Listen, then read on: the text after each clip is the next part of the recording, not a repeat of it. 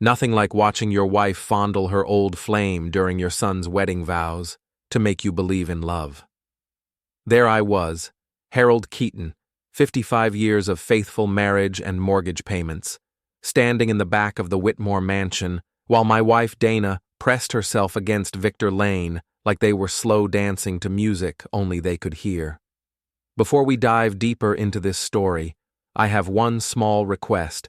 Please subscribe, drop a like, comment, and hit that hype button to boost this channel so more people can discover these incredible Reddit stories. The irony wasn't lost on me. 28 years ago, I'd stood in this same spot as best man when my college roommate married his sweetheart.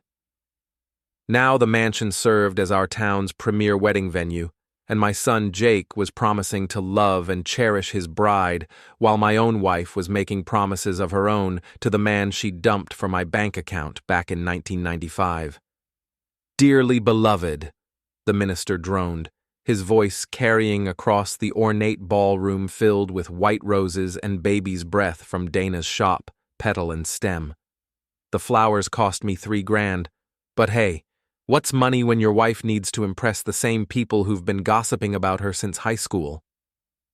I adjusted my tie and tried to focus on Jake's beaming face, but my accountant's eye kept drifting to the financial disaster unfolding 30 feet away.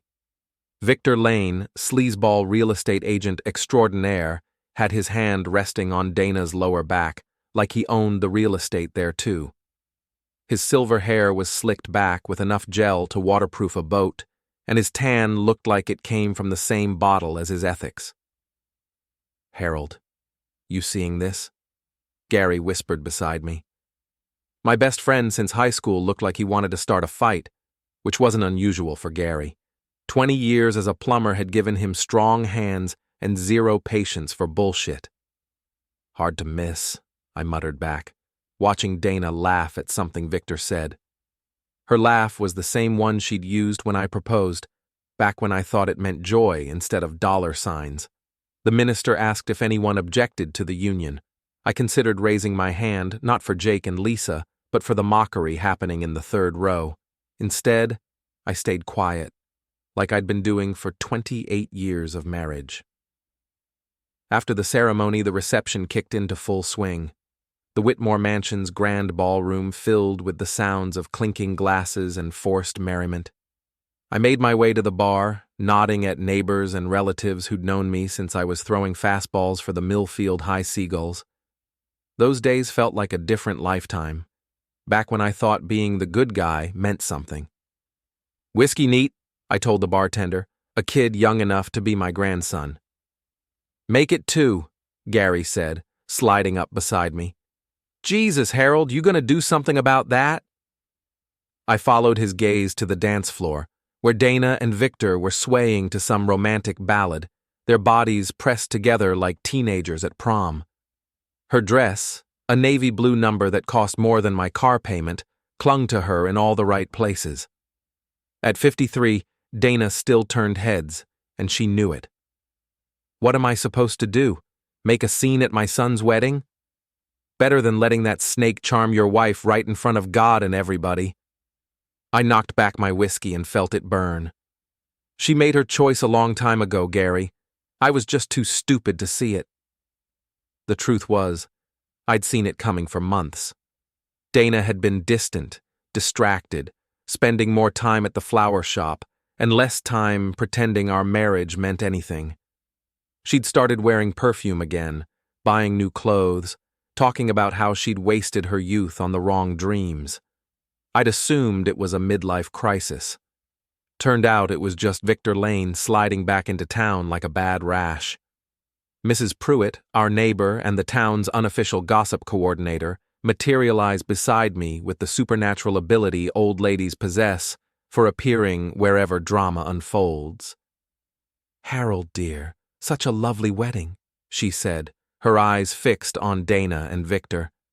"Though I must say, some people have interesting ideas about appropriate behavior." "Indeed they do, Mrs. Pruitt. I remember when Victor left town back in '95. Quite suddenly, if I recall. Something about debts and angry husbands. She sipped her champagne with the satisfaction of someone delivering perfectly timed intelligence. Funny how some people never change. The band launched into The Way You Look Tonight, and I watched my wife gaze into another man's eyes like he was her salvation. Victor whispered something in her ear, and she giggled like a schoolgirl. For a moment, I saw the woman I'd fallen in love with in college, before mortgages and responsibilities and the slow erosion of dreams had turned us into strangers sharing a checking account. "I need some air," I told Gary. Outside, the October evening carried the salt smell of the Atlantic and the promise of rain. Storm clouds gathered on the horizon, fitting for what felt like the end of something. I loosened my tie and tried to make sense of the wreckage of my marriage. My phone buzzed, a text message. Finally free from him? The number wasn't in my contacts, but I recognized it from the phone bills I'd been paying for 28 years. Dana's phone. Except the message wasn't from Dana. I stared at the screen, reading those 4 words over and over until their meaning crystallized like ice in my veins. Victor had Dana's phone. Victor was texting someone. Victor thought he was texting Dana, but he'd texted me instead. Finally, free from him. I looked back through the mansion's tall windows at the reception still in full swing. Jake and Lisa were cutting their cake, surrounded by family and friends celebrating new beginnings. Dana stood beside Victor near the gift table, her hand resting on his arm like she belonged there. That was the moment, right there in the shadow of the Whitmore Mansion, with storm clouds rolling in from the Atlantic, that I stopped being the nice guy. I smiled and typed back, "Soon." Then I walked back inside to watch the rest of my marriage fade. The house felt different when we got home that night. Same furniture, same mortgage, same creaking floorboard by the kitchen door, but something fundamental had shifted. Dana kicked off her heels and headed straight for the bathroom, humming that damn song from the reception.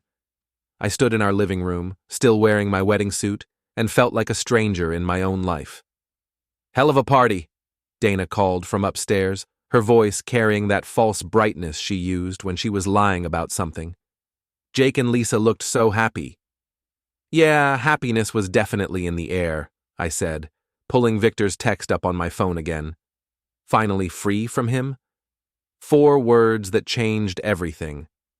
I poured myself another whiskey and settled into my home office, a converted bedroom where I kept the financial records that had paid for Dana's dreams for nearly 3 decades. As an accountant for Millfield's biggest construction firm, I'd learned that numbers never lie. People lie, but numbers tell the truth with brutal clarity. The truth was, I'd been supporting Dana's flower shop for 5 years while she played at being an entrepreneur. The lease was in my name. The equipment loans were my responsibility. Even the damn delivery van was registered to Harold Keaton, reliable husband and professional sucker. I opened my laptop and started digging through our finances with the methodical precision that had made me Employee of the Month 6 times running. Bank statements, credit card bills, phone records, all the boring paperwork that most people ignored, but accountants understood as the DNA of a life lived. Dana came downstairs in her robe, hair down, looking like the woman I'd married instead of the stranger I'd been living with. "You coming to bed?" she asked, leaning against the doorframe with studied casualness. "In a bit. Just want to check some numbers." "Numbers?" She said it like I'd announced plans to watch paint dry. "It's past midnight, Harold. The numbers will still be there tomorrow." "So will the truth." Something flickered across her face, too quick to identify. "What's that supposed to mean?" I looked up from my laptop, meeting her eyes for the first time in months. Really meeting them, not just the polite glances that passed for intimacy in our house. "Nothing, Dana. Just tired." She studied me for a long moment, then shrugged. "Don't stay up too late. We've got brunch with the Hendersons tomorrow." After she went upstairs, I returned to my archaeological dig through our marriage's financial remains. Credit card statements revealed regular lunches at the Seaside Inn, Millfield's closest approximation to a romantic restaurant. Lunches that happened when I was at work, charged to the card I paid off every month without question. Phone records showed a pattern of calls to a number I didn't recognize, calls that started 3 months ago and increased in frequency like a fever chart. A quick reverse lookup revealed the number belonged to Victor Lane. My wife had been planning this for months. I made copies of everything, methodical as a coroner documenting cause of passing. Then I did what accountants do best. I followed the money. Dana's shop had been bleeding cash for 2 years. I'd covered the losses because I believed in her dream, or maybe because I'd forgotten how to say no. But now, looking at the numbers with clear eyes, I saw something else. Money had been disappearing in small amounts, transferred to an account I didn't recognize, an account that belonged to Victor Lane. My wife wasn't just cheating on me, she was stealing from me to fund her affair. I leaned back in my chair and laughed, a sound with no humor in it. 28 years of marriage, and I'd been paying for my own betrayal in monthly installments. The next morning, Dana left early for the shop, claiming she needed to clean up after the wedding flowers. I waited until her car disappeared around the corner, then called Gary. "You sound like hell," he said by way of greeting. "Feel worse. You busy today?" "It's Sunday, Harold. I'm always busy on Sunday. That's when I drink beer and contemplate my life choices." "Why?" "I need a favor, and maybe some advice about security cameras." Gary owned a small plumbing business, but his real expertise lay in the gray areas of small-town life. He knew which businesses had cameras, which owners owed favors, and which secrets were worth keeping. "What kind of security cameras?" "The kind that might have recorded the parking lot behind the Seaside Inn over the past few months." Silence stretched between us, filled with understanding. "I'll pick you up in an hour," Gary said. The lobster trap sat on Millfield's main drag like a monument to better times, when the fishing industry supported half the town and men settled their differences with words instead of lawyers. Now it served as headquarters for the unemployed, the divorced, and the generally disgruntled. In other words, my people. Gary had already claimed our usual corner booth when I arrived, 2 beers sweating on the scarred wooden table. The bar's owner, Tommy Ricci, had played baseball with us in high school. He nodded when I walked in, the kind of acknowledgement that came with 30 years of shared history. "So," Gary said without preamble, "how long you known?" "Officially, since last night. Unofficially?" I shrugged. "Probably months. I just didn't want to see it." "Victor Lane's a piece of shit." "Yeah, well, apparently Dana likes pieces of shit. Who am I to judge?" Gary studied me over his beer. "You're taking this awful calm." "I'm an accountant, Gary. We don't do drama. We do spreadsheets." "Bullshit. You're planning something." He wasn't wrong. I'd spent the morning thinking about Dana's shop, about the loans and leases and equipment purchases that tied her dreams to my credit rating, about the house we'd bought together, the one where she'd been planning her escape while I paid the mortgage. "You know what the worst part is?" I said. "She thinks I'm too boring to fight back. 28 years of being the reliable husband, the guy who pays the bills and fixes the gutters and never makes a scene. She thinks I'll just roll over and let her take half of everything. Won't you?" I finished my beer and signaled Tommy for another round. Outside, storm clouds were building again, promising the kind of weather that made smart people stay indoors. "They say accountants are boring," I told Gary. "Turns out we're just patient." My phone buzzed with a text from Dana. "Working late tonight. Don't wait up." I showed Gary the message. He shook his head. "You want to know what I think?" he said. "I think it's time to stop being patient." That evening, I sat in my office and made a list. Not a to-do list or a grocery list, but an inventory of everything Dana had taken for granted. The shop lease that was in my name. The equipment loans I'd co-signed. The business insurance I paid monthly. The delivery van registered to me. All the boring financial details that had seemed like acts of love when I'd signed the papers. Now, they looked like ammunition. I pulled up the lease agreement for Petal and Stem, Dana's little kingdom of roses and baby's breath.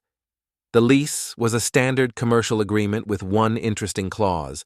The primary lessee could terminate the agreement with 30 days' notice, the primary lessee being me. I read through the equipment loan agreements next. Same story. My name, my credit, my responsibility, which meant my decision. By the time Dana came home at midnight, smelling like wine and lies, I had a plan. She found me still in my office, surrounded by paperwork like a general planning a campaign. "You're up late," she said, hovering in the doorway. "Couldn't sleep. Too much on my mind. Anything I can help with?" I looked up at her, this woman I'd loved for 30 years, and felt something cold settle in my chest. "No, Dana. I think I've got everything figured out." She studied my face for signs of suspicion, but I'd had 28 years to perfect my poker face. Finally, she shrugged and headed upstairs. "Don't stay up too late," she called back. "Tomorrow's a big day." She was right about that. Tomorrow was going to be very big indeed. I waited until I heard her bedroom door close, then picked up my phone and scrolled through my contacts until I found the number for Millfield Lock and Security. They offered 24-hour emergency service, which was perfect, because what I had planned definitely qualified as an emergency, just not the kind Dana was expecting. Monday morning arrived gray and drizzling, the kind of weather that made smart people reconsider their life choices. I wasn't feeling particularly smart, but I was feeling decisive, which was probably more dangerous. Dana left for the shop at her usual time, coffee mug in hand, humming that same damn song from the wedding. She kissed my cheek at the door, a gesture so automatic it probably happened in her sleep. "Have a good day, honey," she said, like she hadn't been planning to destroy our marriage for the past 3 months. "You too, sweetheart. Hope it's memorable." She drove away in her Honda Civic, the one I'd bought her for Christmas 2 years ago, heading toward a day that would definitely be memorable. I waited exactly 15 minutes, then made my first call. "Millfield Lock and Security, this is Pete." "Pete, this is Harold Keaton. We spoke last night about the emergency lock change?" "Right, Mr. Keaton. You said 8:30? Perfect. I'll meet you there." Petal and Stem occupied a corner storefront on Harbor Street, 2 blocks from the waterfront where tourists bought lobster rolls and locals bought lottery tickets. Dana had chosen the location for its charm and foot traffic, never mind that the rent was twice what we could afford. But then, she'd never worried about what we could afford. That was my job. Pete arrived in a white van with Millfield Lock and Security painted on the side in fading blue letters. He was a thin guy in his 40s who looked like he'd seen enough domestic drama to fill a library. "You sure about this, Mr. Keaton? Once I change these locks, she won't be able to get in without new keys." "Pete, I own this building. I pay the rent, I pay the utilities, I pay for everything inside those walls. I'm sure." He shrugged and got to work. While Pete installed new deadbolts, I used my key to enter the shop one last time as Dana's husband. Tomorrow, I'd be something else entirely. The shop smelled like roses and baby's breath, scents that used to remind me of romance, but now just smelled expensive. Dana had good taste. I'd give her that. The displays were artistic, the color combinations pleasing, the whole place designed to separate customers from their money with maximum efficiency. Too bad she'd been equally efficient at separating me from mine. I made my way to the back office where Dana kept her computer and files. The computer was password protected, but after 28 years of marriage, I knew her passwords. Jake's birthday, our anniversary, the name of her childhood dog. She'd never been creative about security. Her email account opened like a flower blooming, revealing months of correspondence with Victor Lane. Love letters, lunch plans, complaints about her boring husband who didn't understand her artistic soul. I printed everything, methodical as a court reporter. The best part was an email from 2 weeks ago where Dana discussed her exit strategy. She planned to clean out our joint savings account, take half the house's value, and start fresh with Victor in Portland. She'd even researched divorce lawyers. I printed that one twice. By the time Pete finished with the locks, I had a file folder thick enough to choke a horse. I paid him in cash and watched him drive away, then called my second number of the day. Coastal Equipment Rental, this is Mike. Mike, Harold Keaton. I need to arrange pickup of some equipment. What kind of equipment, Mr. Keaton? Everything. I'm liquidating. It took 3 hours to empty pedal and stem of everything valuable. The commercial refrigeration units, the display cases, the cash register, even the fancy espresso machine Dana had insisted we needed. Mike's crew loaded it all onto trucks while I checked items off my list with the satisfaction of a man taking inventory of his own life. The last thing I removed was Dana's computer. She'd stored 5 years of customer information on it, along with vendor contacts, financial records, and enough personal emails to fuel the town gossip mill for months. I tucked it under my arm like a football and walked out of the empty shop. Then I locked the door and taped a notice to the window. Closed for business. Contact Harold Keaton for inquiries. My phone started ringing at 11:30. Dana's number, of course. Harold? Her voice was tight with panic. Harold, what's going on? I can't get into the shop and Mrs. Henderson said she saw trucks here this morning. Oh, that. Yeah, I had the locks changed. You what? Changed the locks, and removed the equipment, and canceled the utilities. Funny thing about being the primary lessee, Dana. Turns out I can do whatever I want with the property. Silence stretched between us like a tightrope.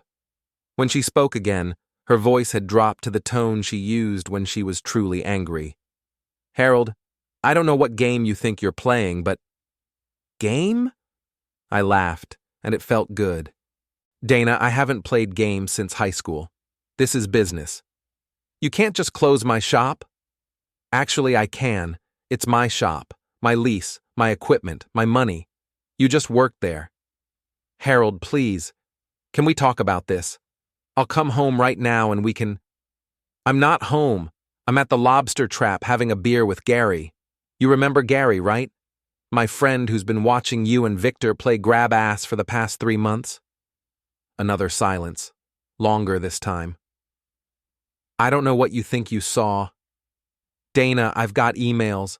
I've got phone records. I've got credit card statements showing every romantic lunch you charged to my account. I've got enough evidence to wallpaper the house. Harold. Oh, and I've got Victor's text from Saturday night. The one where he asked if you were finally free from me. Except he sent it to my phone by mistake. Funny how technology works, isn't it?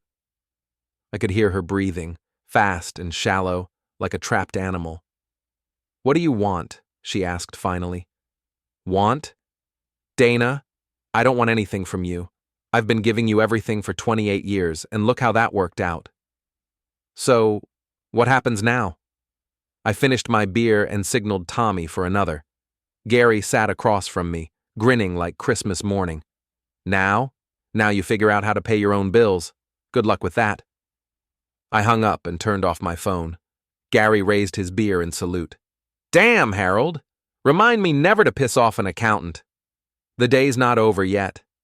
My next stop was Victor Lane's rental house, a gaudy McMansion on the expensive side of town. Victor had always believed in appearances, even when he couldn't afford them. The house belonged to a property management company I'd done books for, which made my next move particularly satisfying. I knocked on the door with the confidence of a man who'd spent the morning reclaiming his life. Victor answered wearing a silk bathrobe and an expression of supreme annoyance. Harold? What the hell are you doing here? Delivering your mail, I said, handing him an official-looking envelope. Eviction notice. You've got 30 days.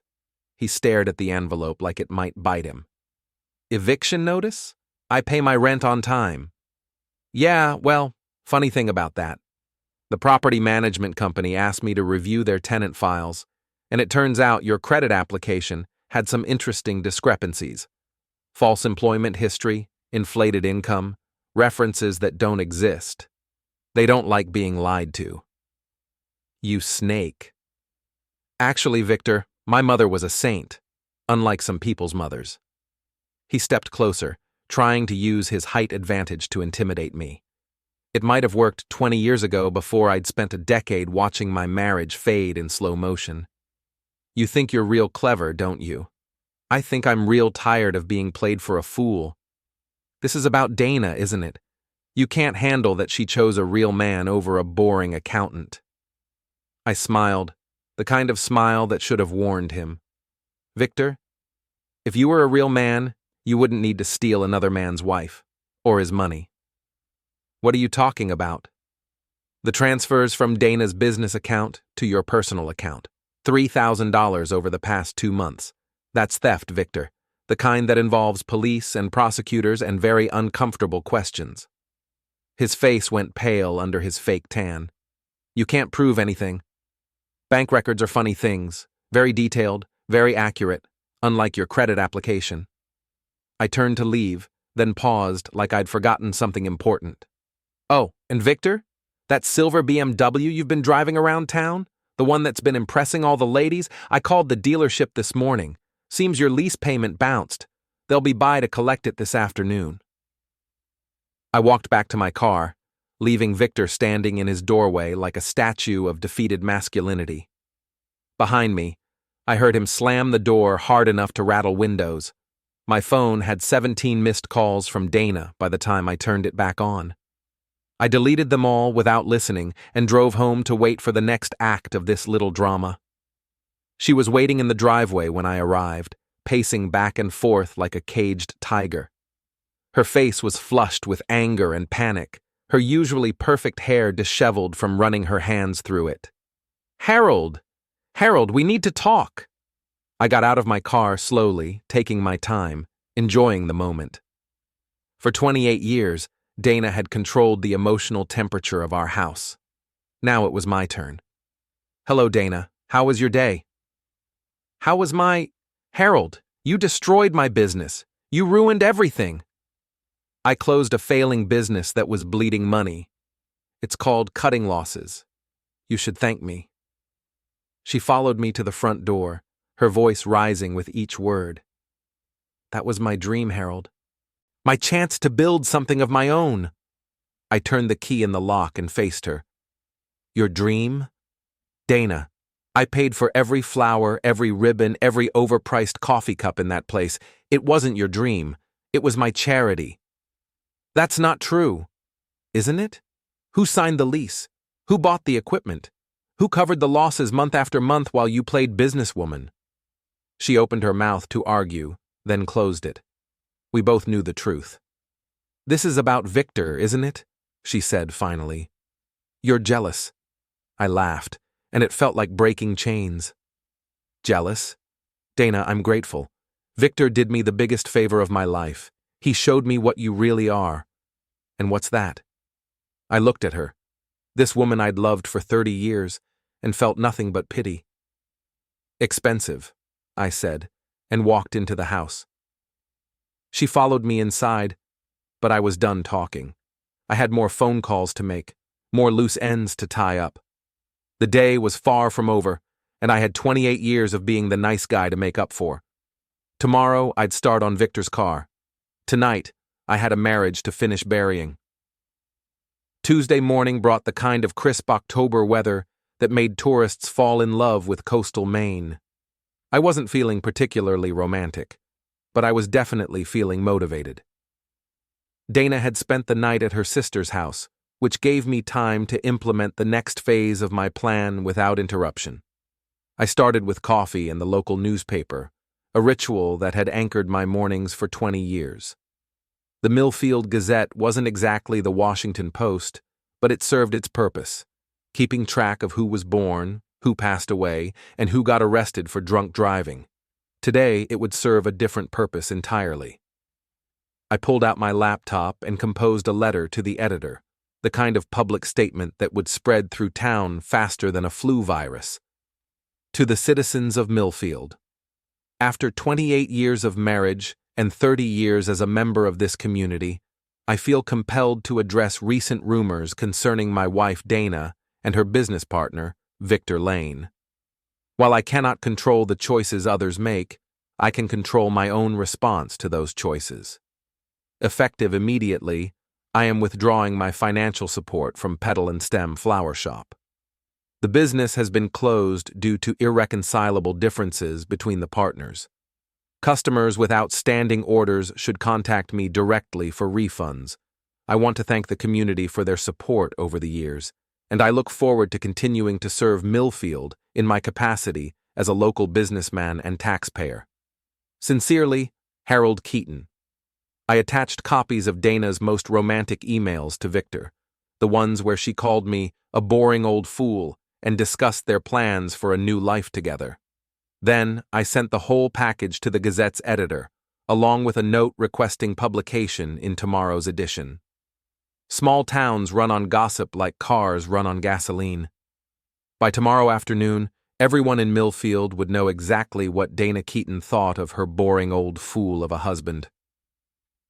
My next call was to Detective Linda Morse, a woman I'd known since high school who now handled white-collar crime for the county sheriff's department. Linda had always been sharp, the kind of person who saw through bullshit like it was made of glass. "Harold Keaton," she said when she answered. "I was wondering when I'd hear from you." "You were." "Small town, Harold. Word gets around. I heard about your wife's flower shop closing suddenly, and about Victor Lane being back in town." "What do you know about Victor?" "Enough to know he leaves a trail of angry creditors wherever he goes. What do you need?" I explained about the money transfers from Dana's business account to Victor's personal account, careful to stick to facts and avoid emotional language. Linda listened without interruption, the way cops do when they're building a case. "How much money are we talking about?" she asked when I finished. $3,000 over 2 months, small amounts, transferred regularly." "And you have documentation?" "Bank records, email correspondence, everything." "Email me what you've got. I'll take a look." After I hung up, I drove to the Lobster Trap for lunch and found the place buzzing with conversation. Tommy Ricci was working the bar, polishing glasses with the focused attention of a man trying to look busy while eavesdropping on his customers. "Harold!" Gary waved me over to our usual booth. "You're famous, buddy." "Famous how?" "Mrs. Pruitt's been holding court for the past hour, telling everyone about Dana's sudden career change. According to her, your wife has decided to pursue opportunities in the hospitality industry." I slid into the booth and signaled Tommy for a beer. "Hospitality industry?" "That's what she's calling it. Very diplomatic, our Mrs. Pruitt." The conversation in the bar faded as I sat down, then resumed at a lower volume. I could feel eyes on me, the mixture of sympathy and curiosity that small towns reserve for their walking wounded. "How you holding up?" Gary asked quietly. "Better than expected. Turns out there's something liberating about having nothing left to lose." "Dana try to come home last night?" "Nope. She's staying with her sister while she figures out her next move." "What about Victor?" I grinned and took a long pull of my beer. "Funny you should ask." As if summoned by my words, Victor Lane walked through the door of the Lobster Trap like a man entering his own funeral. He'd traded his usual expensive suit for jeans and a polo shirt, but he still carried himself with the arrogance of someone who'd never faced real consequences. The bar went quiet as a church. Victor looked around, probably expecting the same deference he'd received when he first returned to town. Instead, he got the kind of silence that preceded either violence or laughter. He spotted me in the booth and walked over with the determined stride of a man trying to salvage his dignity. "Harold," he said, loud enough for the whole bar to hear. "We need to talk." "About what?" "About this vendetta you've got going. About the lies you're spreading around town." I looked up at him. This man who'd been sleeping with my wife and spending my money, and felt something cold and sharp settle in my chest. "Lies? Victor, I haven't told anyone anything that wasn't true. Have I said something untrue? You know damn well what you've done. Getting me evicted, calling the car dealership, spreading rumors." "Rumors?" I stood up slowly, aware that every person in the bar was watching. Victor, let me ask you something.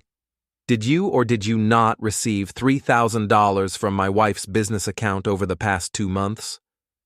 His face flushed red. That was a loan. A loan, I see. And when exactly were you planning to pay it back? That's between Dana and me. Actually, it's between you and me, since it was my money you borrowed. See, I'm the one who's been covering the shop's losses for 5 years. Every dollar Dana gave you came out of my pocket. The bar was dead silent now, everyone straining to hear. Victor looked around desperately, probably realizing he'd walked into a trap. You're pathetic, he said, his voice cracking slightly. A pathetic old man who can't handle losing his wife to a better man. I smiled, the kind of smile that should have warned him. You're right about one thing, Victor. I am old. 55 years old to be exact. You know what you learn in 55 years? You learn that actions have consequences. You learn that debts always come due. And you learn that bullies are usually cowards when someone finally stands up to them. I reached into my jacket and pulled out a manila envelope, thick with documents. I set it on the table between us like a poker player laying down a royal flush. Bank records, I said conversationally, showing every transfer from Dana's account to yours. Email correspondence between you and my wife, discussing your plans to steal half my assets. Credit reports showing your history of fraud and default. Police reports from Portland documenting your last romantic adventure, the one that ended with restraining orders and criminal charges. Victor's face went white. I can't what? Tell the truth? Share public records? Protect my own interests? I picked up the envelope and walked toward the bar, where Tommy was pretending to clean glasses while listening to every word. Tommy, mind if I leave these here? I thought folks might be interested in learning about our newest resident. Tommy grinned and took the envelope. Always happy to help a neighbor, Harold. I turned back to Victor, who stood frozen in the middle of the bar like a deer in headlights. You wanted to talk, Victor. Let's talk. Tell everyone how you seduced my wife. Tell them about the romantic lunches you charged to my credit card. Tell them about your plans to take half my house and start fresh in Portland. Harold, please. Please what? Please keep quiet while you steal my wife and my money? Please pretend I don't know what you are? I walked closer to him, aware that I had the attention of every person in the room. You know what your problem is, Victor? You think everyone else is as stupid as you are. You think because I'm an accountant, because I'm quiet, because I've been married to the same woman for 28 years, that I'm some kind of pushover. I never said... You didn't have to say it. You showed it. Every time you put your hands on my wife in public. Every time you spent my money on your schemes. Every time you looked at me like I was too pathetic to fight back. The bar was so quiet I could hear the refrigerator humming behind the bar. Victor looked around desperately, but found no allies, no escape route. Here's the thing about accountants, Victor. We're very good at keeping track of things. Debts, assets, obligations. And we're very patient about collecting what's owed. I reached into my other pocket and pulled out a business card, which I handed to him with mock courtesy. That's my lawyer's card. He'll be in touch about the money you owe me. $3,000 plus interest plus legal fees. I figure you've got about 30 days before the collection process gets unpleasant. Victor stared at the card like it was a final verdict. You can't do this to me. I'm not doing anything to you, Victor. I'm just stopping doing things for you. There's a difference. I walked back to my booth where Gary was grinning like he'd won the lottery. Behind me, Victor stood in the middle of the bar, surrounded by hostile stares and uncomfortable silence.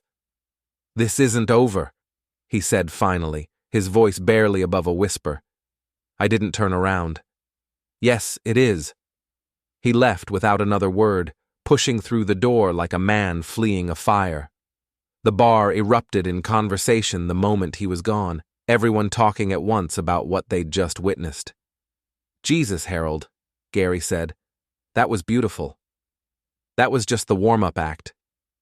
My phone buzzed with a text from Dana. "We need to talk. Meet me at the house at 6. I showed the message to Gary, who shook his head. "You going?" "Wouldn't miss it. This should be interesting." I finished my beer and left the lobster trap feeling lighter than I had in months. Behind me, Tommy was already showing the contents of my envelope to the first curious customer. By evening, every person in Millfield would know exactly what kind of man Victor Lane really was, and tomorrow they'd read my letter in the newspaper and learn what kind of woman Dana Keaton really was. The reckoning was just getting started. Dana's car was already in the driveway when I got home at 6 o'clock. She sat behind the wheel, gripping it like a life preserver, staring at the house we'd shared for 15 years. I parked beside her and walked to the front door without acknowledging her presence. Let her come to me. I was done chasing. She followed me inside, her heels clicking on the hardwood floors like a countdown timer. I poured myself a whiskey and settled into my favorite chair, the one she'd always complained was too ugly for the living room. Funny how comfortable ugly could be when you stopped caring about appearances. "Harold, we need to talk." "So talk." She perched on the edge of the couch, her posture rigid with barely controlled panic. Her perfect makeup couldn't hide the exhaustion in her eyes or the way her hands trembled slightly as she smoothed her skirt. "This has gone far enough. You've made your point." "Have I? What point was that?" "You're angry, I understand that. You have every right to be angry. But destroying my business, humiliating Victor in public, spreading our private affairs around town, that's not like you." I sipped my whiskey and studied her like an accountant reviewing a questionable expense report. "You're right. It's not like me. The old me would have suffered in silence while you spent my money on your boyfriend. The old me would have pretended not to notice while you planned to take half of everything I've worked for. But the old me was an idiot." "Harold, the old me thought marriage meant something, thought loyalty meant something, thought 28 years of building a life together counted for something." "It does count. That's why we need to work this out. We can get counseling. We can—" "Work it out?" I laughed, a sound with no warmth in it. "Dana, you've been planning to leave me for months. You've been stealing money to fund your affair. You've been discussing divorce strategies with your lover. What exactly is there to work out?" She stood and began pacing, her heels clicking out an agitated rhythm on the hardwood. "I made mistakes. I know that. But people make mistakes, Harold. That doesn't mean we throw away 30 years of marriage. 28 years? And you're right, people do make mistakes. But what you did wasn't a mistake. It was a choice, a series of choices, made over months, designed to maximize your gain and minimize your losses." I pulled out my phone and scrolled to the screenshots I'd taken of her text messages with Victor. "Harold's too boring to fight back," I read aloud. "He'll probably give me whatever I want just to avoid conflict." "Ring any bells?" Her face went pale. "You went through my phone?" "You left it unlocked on the kitchen counter. I was curious about who was texting you at midnight." "That's a violation of privacy." "So is adultery, but you didn't seem concerned about that." She stopped pacing and faced me, her composure finally cracking. "Fine. Yes, I was having an affair. Yes, I was planning to leave you, but do you know why, Harold? Do you have any idea what it's like being married to someone who's given up on life?" "Given up on life?" "When was the last time we went anywhere together? When was the last time you showed any passion about anything? You come home, you eat dinner, you watch TV, you go to bed. Every day the same routine for 28 years. I set down my whiskey and stood, feeling something dangerous uncurl in my chest. "I worked 60 hours a week to pay for this house. I covered your shop's losses for 5 years so you could chase your dreams. I supported every harebrained scheme you came up with, from the catering business that failed to the antique booth that lost money to the flower shop that was bleeding us dry. And you call that giving up on life? That's not what I meant. What you meant was that I'm boring, that I'm not exciting like Victor, with his schemes and his debts and his criminal record. You wanted passion, romance, adventure? Well, congratulations, Dana. You're about to get more adventure than you can handle. She stared at me like I was a stranger. Maybe I was. What's that supposed to mean? I walked to the window and looked out at the street where we'd lived for 15 years, where we'd been the stable couple, the ones who made it work while other marriages fell apart around us. It means your adventure is just beginning. You wanted to be free? You're free. You wanted to start over? Start over. But you're going to do it without my money, without my credit, and without my help. Harold, be reasonable. I can't what? Support yourself? Pay your own bills? Figure out how to survive without a husband to cover your losses? She sat down heavily, the fight going out of her like air from a punctured tire. The house is in my name. The mortgage is my responsibility. You can hire a lawyer and try to claim half, but that'll take years and cost more than you'll ever see. My things are upstairs in suitcases. I packed them this afternoon. Harold, please. I know I hurt you, but we can fix this. We can... No. The word came out harder than I'd intended, sharp enough to cut. We can't fix this, Dana. You broke something that can't be repaired. She started crying then, not the delicate tears of a woman trying to manipulate a man, but the raw sobs of someone who'd finally realized the consequences of her choices. I'm sorry, she whispered. I'm so sorry, Harold. I never meant for it to go this far. Yes, you did. You meant for it to go exactly this far. You just thought you'd control how it ended. I finished my whiskey and set the glass on the mantel, next to the wedding photo that no longer meant anything. There's something else you should know. Tomorrow's newspaper is going to run a letter I wrote, explaining why Petal and Stem closed. I included some of your emails with Victor, the ones where you discussed your plans for our assets. Her head snapped up, eyes wide with horror. You didn't. I did. By tomorrow afternoon, everyone in town will know exactly what you think of your boring old husband and exactly what you plan to do about it. Harold, you can't. My reputation, my friends. Your reputation is your problem now. Your friends can decide for themselves what they think of adultery and theft. She stood on shaking legs, her face flushed with anger and humiliation. You bastard. You vindictive bastard. I prefer thorough. It's an accountant thing. She headed for the stairs, probably to check on the suitcases I'd mentioned. I heard her moving around in the bedroom, opening drawers and closets, confirming that I'd been methodical about packing her life into manageable pieces. When she came back downstairs, she was carrying 2 suitcases and wearing the kind of expression that could strip paint. This isn't over, Harold. I'll take you for everything you're worth. With what money?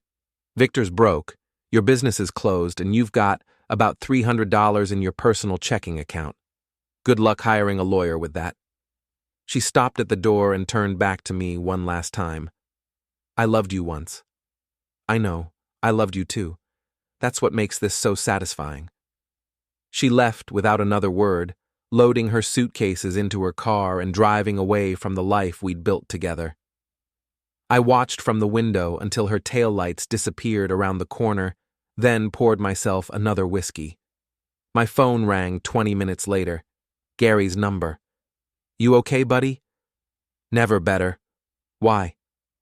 Just saw Dana's car heading toward the highway. Looked like she was in a hurry. She's got places to be, people to disappoint. You sure you're okay? This is a big day, even for someone as heartless as you've become. I walked to my office and looked at the financial records spread across my desk, the documentation of 28 years of marriage reduced to numbers and dates and account balances. Gary, you know what I realized today? What's that? I've been free for months. I just didn't know it yet. Outside, storm clouds were building again, promising the kind of weather that kept smart people indoors. But I wasn't feeling particularly smart tonight. I was feeling something else entirely. Satisfied. Wednesday morning arrived with the kind of crisp clarity that follows a storm. I woke up alone in my house for the first time in 28 years and discovered something surprising. I liked it. The newspaper was waiting on my front porch, folded neatly and wrapped in plastic against the morning dew. I made coffee in my own kitchen, sat at my own table, and opened to the editorial page with the anticipation of a man about to watch fireworks. My letter occupied half the page, printed exactly as I'd written it, complete with selected excerpts from Dana's emails. The editor had added a tasteful note about protecting the privacy of all parties involved, but the essential facts were there in black and white. Harold Keaton's wife had been cheating on him with Victor Lane, planning to steal his assets, and calling him a boring old fool behind his back. By noon, my phone would be ringing off the hook. By evening, Dana Keaton would be the most talked-about woman in Millfield, and not in a good way. I was finishing my second cup of coffee when Detective Linda Morse called. "Harold, I've reviewed those documents you sent me." And you've got a solid case for theft. $3,000 might not sound like much to a prosecutor in Portland, but out here it's enough to get someone's attention. What kind of attention? The kind that involves warrants and arraignments and very uncomfortable questions. You want me to proceed? I thought about Dana, probably waking up in her sister's guest room, unaware that her world was about to get much smaller. Not yet. Let me see how the rest of the week plays out. Your call. But Harold, don't wait too long. Evidence has a way of disappearing when people get desperate.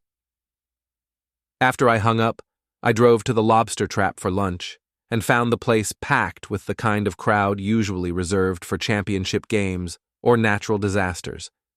Every booth was full, every bar stool occupied, and the conversation level suggested that my letter had achieved its intended effect. Tommy Ricci grinned when he saw me and pointed to an empty stool at the end of the bar. "Harold, man of the hour! What can I get you?" "Beer and a burger, and maybe some peace and quiet." "Peace and quiet?" Tommy laughed. "Brother, you just became the most interesting man in Millfield. Peace and quiet is off the menu for the foreseeable future." He wasn't wrong. For the next hour, I fielded condolences, congratulations, and enough unsolicited advice to fill a self-help book. Everyone had an opinion about Dana's behavior, Victor's character, and my response to both. Most of the opinions were supportive, which was gratifying. Some were not, which was expected.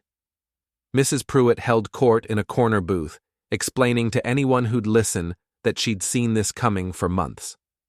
According to her, Dana had been acting suspicious since spring, and Victor Lane had always been trouble, even in high school. "Poor Harold," she kept saying, loud enough for me to hear. 28 years of marriage, and this is how she repays him. Some women have no shame. Gary arrived around 2 o'clock, sliding onto the stool beside me with the satisfied expression of a man who'd been proven right about something important. "Hell of a letter," he said without preamble. "Hell of a response. You seen Dana today?" "Nope. I assume she's read the paper by now, though." "Oh, she's read it. Mrs. Henderson saw her at the grocery store this morning, crying in the cereal aisle. Apparently, she tried to pay with a credit card that got declined." I felt a brief stab of something that might have been sympathy, then remembered the emails where she'd called me a pathetic old man who deserved whatever happened to him. "What about Victor?" Gary's grin widened. "Funny you should ask. Word is he tried to check out of his hotel this morning, but his credit card got declined too. Last anyone saw, he was walking toward the highway with a suitcase." "Walking?" "Repo man got his car yesterday. Turns out he was 3 months behind on the payments." I finished my beer and signaled Tommy for another. Outside, October sunshine painted the street in shades of gold and amber, the kind of light that made everything look like a postcard. "You know what the best part is?" I told Gary. "What's that?" I didn't have to lie about anything. Didn't have to exaggerate or embellish or make anything up. I just told the truth and let people draw their own conclusions. Truth's a powerful weapon when you know how to use it. My phone buzzed with a text from an unknown number. You destroyed my life. I showed it to Gary, who shook his head. Dana? Or Victor? Hard to tell without more context. I typed back, you destroyed your own life. I just documented it. No response. Around 4 o'clock, I paid my tab and drove home to find Dana's Honda Civic in my driveway. She sat behind the wheel like she'd been there for hours, staring at the house with the hollow expression of someone who'd lost everything that mattered. I parked beside her and walked to the front door without acknowledging her presence. She followed me inside, her footsteps uncertain on the hardwood floors. Harold. Dana. She looked terrible. Her hair was unwashed, her makeup smeared, her clothes wrinkled like she'd slept in them. The confident woman who'd danced with Victor Lane at our son's wedding had been replaced by someone who looked lost and desperate. I read your letter. I figured you would. How could you do that to me? How could you humiliate me like that in front of the whole town? I poured myself a whiskey and settled into my chair, studying her like a scientist examining a specimen. I didn't humiliate you, Dana. I quoted you. Your words, your emails, your plans. If you're humiliated, it's because you're ashamed of what you said. Those were private. So was our marriage, but that didn't stop you from discussing it with your boyfriend. She sat down heavily on the couch, her shoulders sagging with defeat. Everyone's staring at me. My friends won't return my calls. The bank froze my credit cards. I can't even buy groceries. Welcome to consequences. It's a new experience for you, I know. Harold, please. I know I hurt you, but this is too much. You've destroyed everything.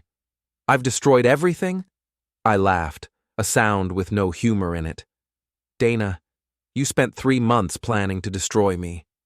The only difference is that I was better at it.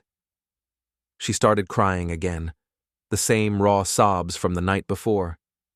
I have nowhere to go, no money, no job, no friends. You've made sure of that.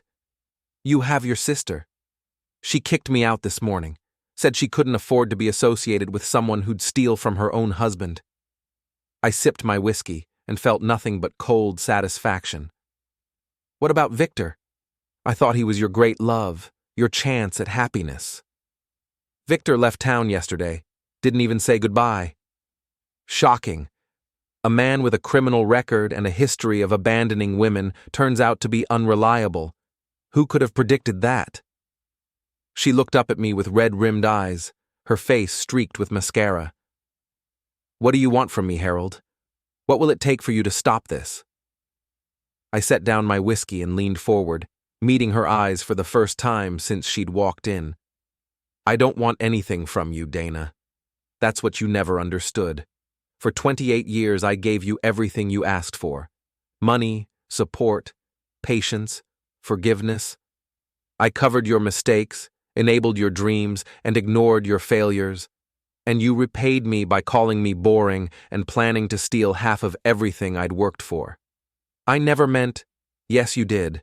You meant every word you wrote, every plan you made, every lie you told. The only thing you didn't mean was getting caught.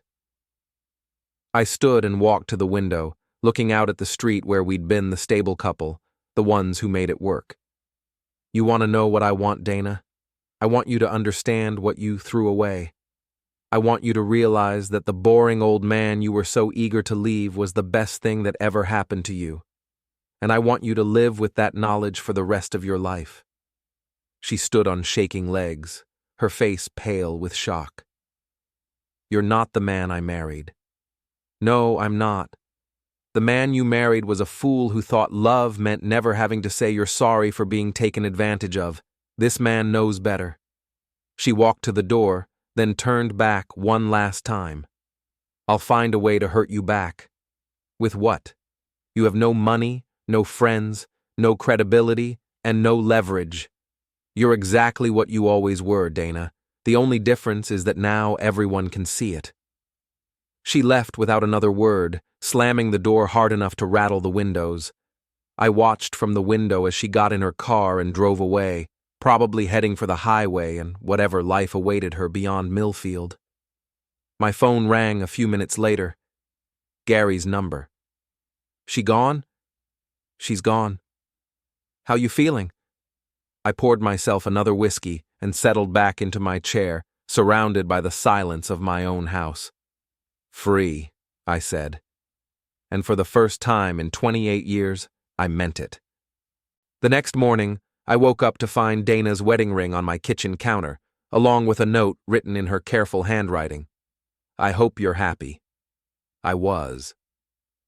I took the ring to the jewelry store downtown and sold it for scrap gold. The money wasn't much, but it was enough to buy a bottle of champagne and a dozen roses. I gave the champagne to Gary and took the roses to the cemetery, where I placed them on my parents' grave. They would have been proud of their boring old son. That evening, I sat in the lobster trap with Gary and Detective Linda Morse, watching the sunset paint the harbor in shades of gold and crimson. The bar was quieter than it had been in days, the excitement of my domestic drama finally giving way to other gossip. So what now? Linda asked. Now I live my life. Maybe travel a little, see some places I always wanted to visit. Maybe learn to play golf. Maybe write a book about the therapeutic value of revenge. You think Dana will be back? I thought about the broken woman who'd sat in my living room, begging for mercy she didn't deserve. No. She'll find some other fool to support her dreams, and the cycle will start all over again. But it won't be my problem anymore. Gary raised his beer in salute. To Harold Keaton, the most dangerous accountant in Maine. To freedom, I corrected. We drank to that, three old friends watching the sun set on one chapter of life and rise on another. Outside, the harbor was calm, the storm clouds finally blown out to sea. I'd given Dana a bouquet of roses on our wedding day, full of promises about love and forever and all the lies people tell themselves when they're young and stupid. Today, I'd given her something else entirely, a bouquet of ashes.